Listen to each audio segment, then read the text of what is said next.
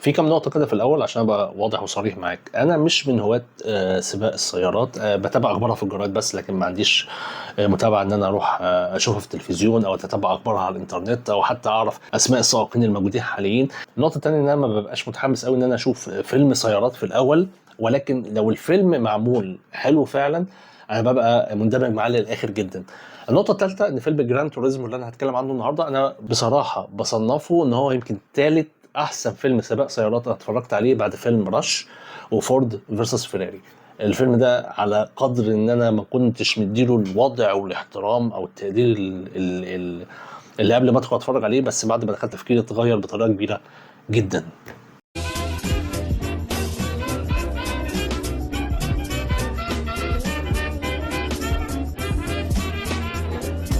السلام عليكم. فيديو جديد من فخ فيلم عن جراند توريزمو، مش اللعبه ولكن الفيلم اللي نزل مؤخرا واللي من انتاج سوني وبلاي ستيشن، وهو احد العاب البلاي ستيشن وماخوذ عن قصه حقيقيه فعلا حصلت.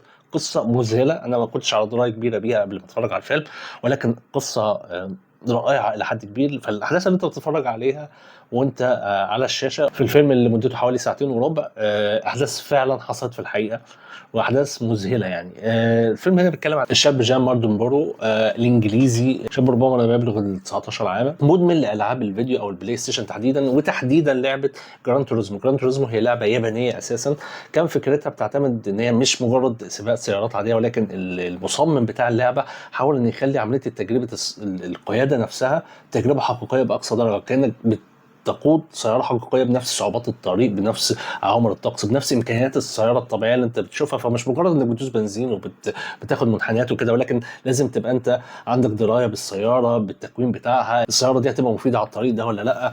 ووصل من دقته ان هو خد من حلبات القياده العالميه سواء في فرنسا او في الامارات او في المانيا او في غيرها، ان هو خد تصميم حلبات السباق دي بالتفصيل بنفس كل الطرق اللي موجوده، بالصعوبات اللي موجوده على الطريق، بكل حاجه، وحطها في اللعبه. فكانك انت وانت بتلعب بتمارس سيميوليشن حقيقي، عمليه محاكاه حقيقيه بنفس امكانيات السياره الحقيقيه، مش مجرد بقول لك ان انت بتدوس بنزين وخلاص.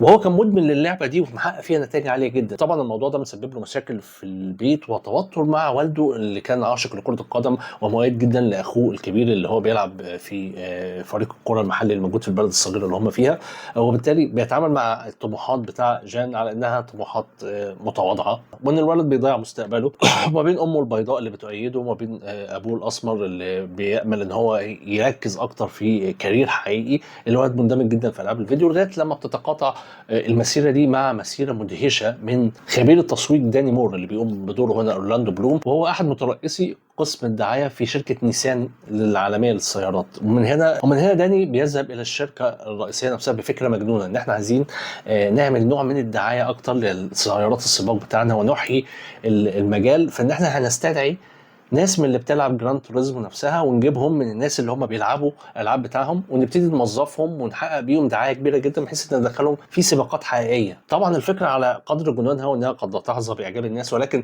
على العكس الاداره اليابانيه قالت ان دي فكره هتبقى متميزه جدا وجديده وهتثير شيء من الاهتمام العالمي. الكلام ده كله كان في بدايه الالفينات، ومن هنا بيقرر تكوين فريق صغير تحت قياده جاك سولتر اللي بيقوم بدوره هنا ديفيد هاربور، اللي هو كان ميكانيكي سابق وواحد خبير للسيارات فعلا سواء في القياده او حتى في تكوين وميكانيكا السيارات، وكان بيعمل في فريق منافس يدعى كابا، ولكن بيتم عمليه توظيفه هنا. وفي الاول بيعتبر ان الموضوع شيء من الجنون، انا هجيب ناس بتلعب عمرها ما ساقت عربيه بجد واجيبهم واحطهم في عربيات، ولكن مع الوقت ومع اختلافه مع سياسه الاداره الموجوده في فريق كابا فبيلاقي ان الفكره ليست مجنونه. خلاص خلونا نجرب ويمكن نحصل على شيء من الاثاره، نحصل على مكاسب جديده، نحصل على محاولات اخرى للانتقال في الكارير بتاعنا، خصوصا ان هو كان قائد سابق قبل كده ولكن لم يستمر في مجال سباق السيارات.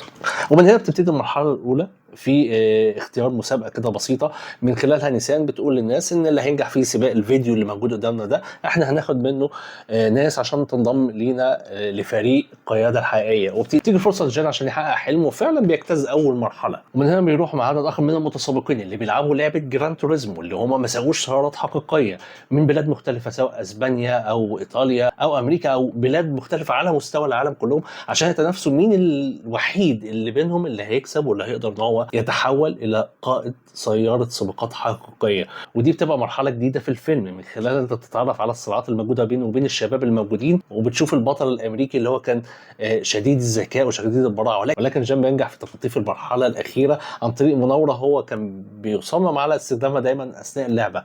ومن هنا بينتقل الى المرحله الاخرى، المرحله الحقيقيه، ان هو بيخش على اول سباق ليه في دبي. فهل هيستطيع ان هو يتاهل عشان ياخد موافقه المجلس سباقات السيارات العالميه ان هو مجرد ان هو يقود سياره؟ ومن هنا بصعوبه شديده بيقدر ان هو يحصل على الترخيص او الموافقه ان انت تبتدي تخش معانا، وفعلا بيصبح اول قائد لفريق مكون من غير المحترفين.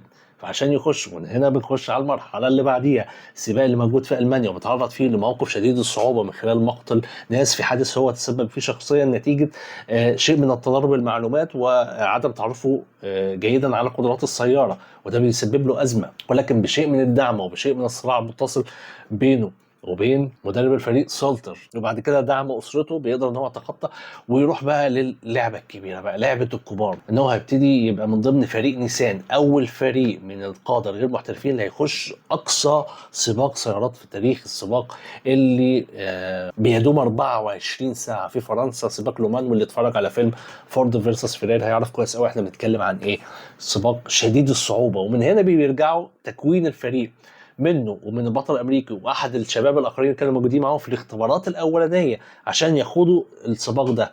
فهل هينجحوا في الفوز بيه؟ هل هينجحوا في تحقيق شيء ليه معنى؟ هل هينجحوا في وضع اسمهم في التاريخ؟ ده اللي انت بتشوفه من خلال احداث الفيلم، اللي زي ما بقول لك بتمتد لمده ساعتين وربع، من الافلام اللي هي منطقيا انا بصراحه عملت معاها بشيء من الاستخفاف قبل ما ادخله، ولكن بعد ما دخلته انا اندمجت جدا مع القصه الدراميه الموجوده قدامك.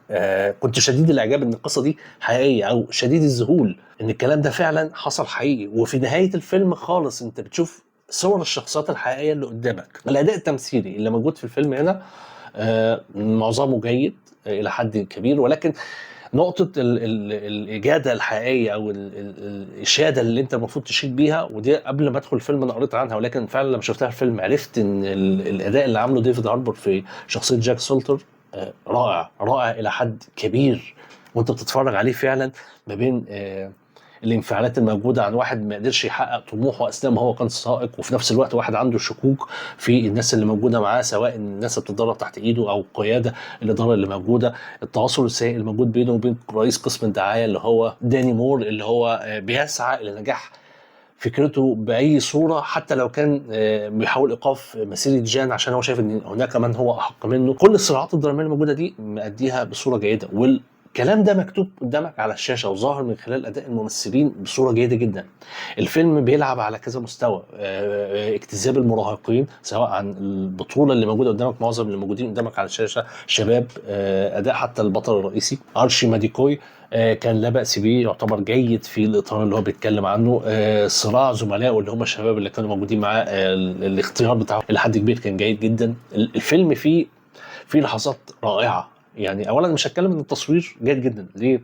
الفيلم من اخراج نيل بلومكامب، وانا بعتبر ان هو من 2015 ما اخرجش افلام يعني قويه او لفتت الانتباه بصوره عاليه، ولكن في خلال 2009 و2013 و2015 عمل الثلاث افلام اللي انا هقول لك عليهم دول: ديستريكت 9، اليزيوم بتاع مات ديمون، واتشابي بتاع شارلوت كولبي. لو انت شفت الثلاث افلام دول هتفهم فكره سيطرته على حاجات كتيره، نوعيه التصوير، الاكشن اللي هو بيعمله، تصوير المشاهد العاديه، اهتمامه بعناصر الصراع او المزج ما بين العناصر اللي فيها دراما مع اثاره مع اكشن، الريتم اللي بيتعامل معاه.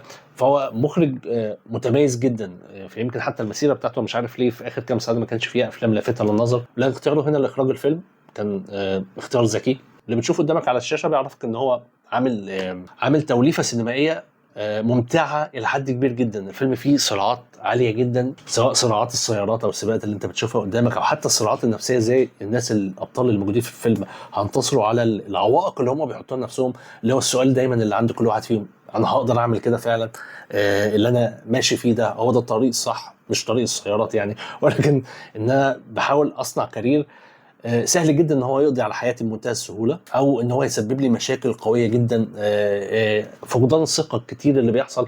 تحس ان هي كلها اسئله بتواجهك حتى في الحياه العاديه، وهي بتطرح قدامك على الشاشه بوضوح وتركيز. روعه الفيلم ده ان هو على قد ما هو قصه حقيقيه جدا، ولكن انت بتوريك قد ايه الصراعات الحقيقيه اللي موجوده في الحياه، او القصص اللي انت بتسمع عنها لما تتحول قدامك على الشاشه وتتحول بصوره ذكيه وصوره مكتوبه كويس، بتوريك قد ايه ان في قصص نجاح كتيره ممكن تحصل قدامك حتى لو انت مش واخد بالك منها او مش مهتم بيها. فيلم جران توريزمو من الافلام الجيده جدا اللي هتمتعك بصريا، اللي فيها مشاهد يعني هتحبس انفاسك بسهوله جديده، وفي نفس الوقت فيها صراعات دراميه وانسانيه ممتعه جدا. انا اعتقد فعلا ان هو دخل من ضمن قائمه افضل افلام السيارات او سباق السيارات، لان طبعا انا مش هتكلم عن فاست اند فيوريوس في المجموعه دي، ولكن هو من افضل الافلام فعلا اللي بتتكلم عن الموضوع ده.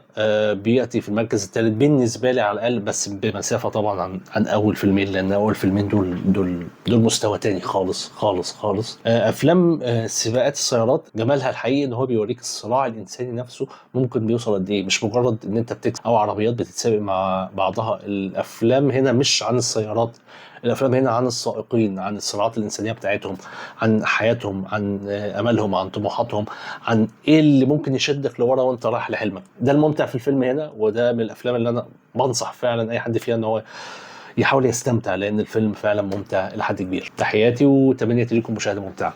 سلام.